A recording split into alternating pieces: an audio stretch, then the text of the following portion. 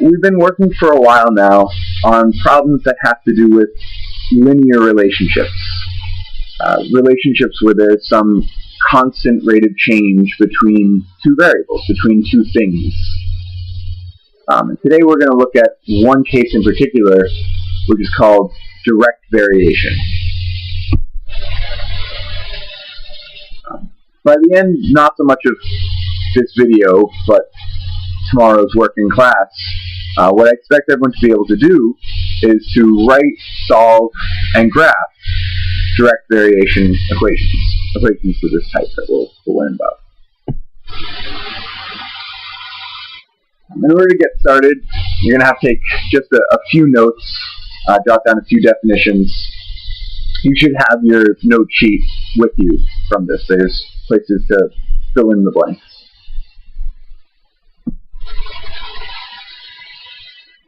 Alright, so direct variation is defined in this way. The book says that if y varies directly as x, then y equals k times x, where k is the constant of variation. That's what it's called. And you can see that that same equation can be written as k equals y over x. Now both of these might look familiar. They're both, on your left-hand side you have what is basically a linear equation where the y-intercept is 0. So you can see that k goes in the same place that your slope would.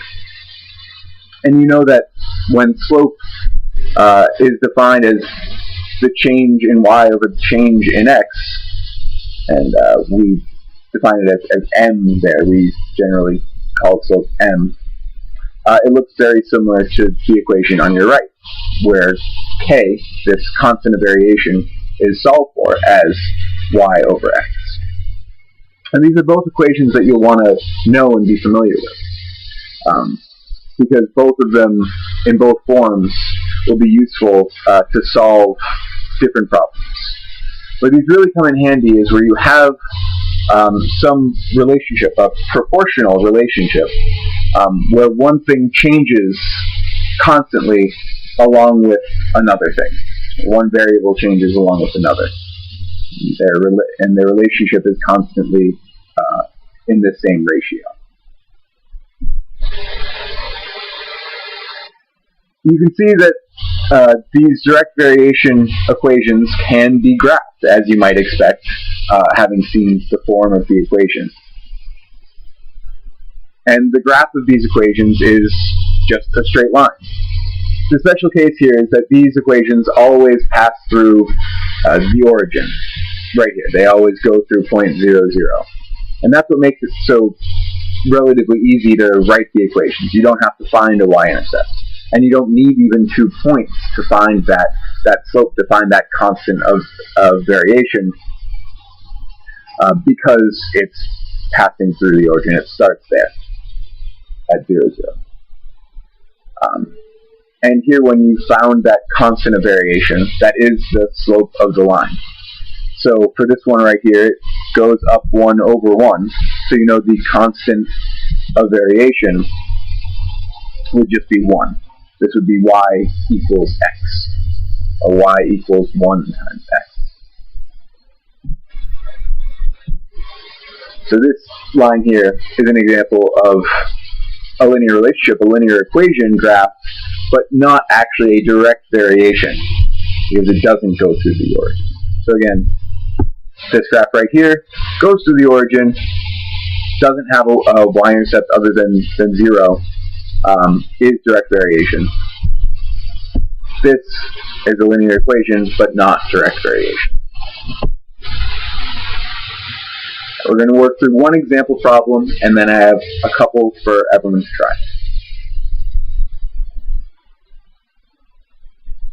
So this problem says that if y varies directly as x, and y equals 4, when x equals 1/2, so 0.5, find the constant of variation and write an equation of direct variation. Now, I know from before that I have an equation for finding the constant of variation, because that was what k was. So I can write k equals y over x, just in general, always, with these direct variation problems. It's always a good place to start. And I know from the problems we've worked with before that when we have numbers for these other variables that we can plug in order to solve for something, that's a good idea, that gets us going.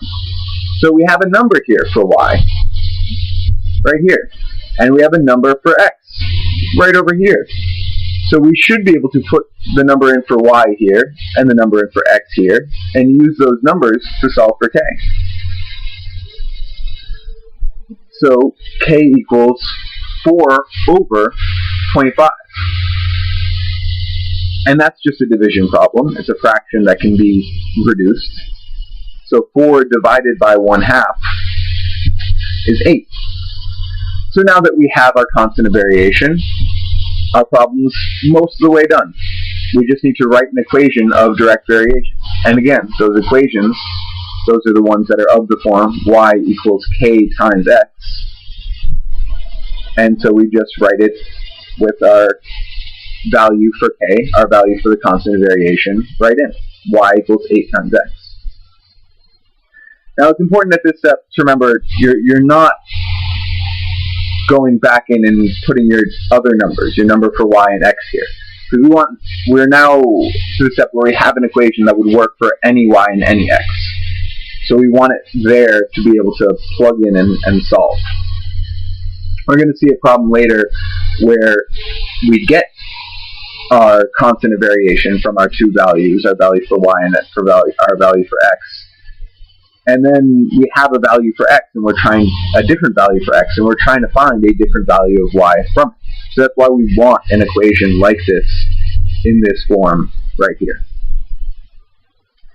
And of course, we can also graph that equation, and it would look something just like this, where again it passes through the origin and follows the slope up 8 over 1.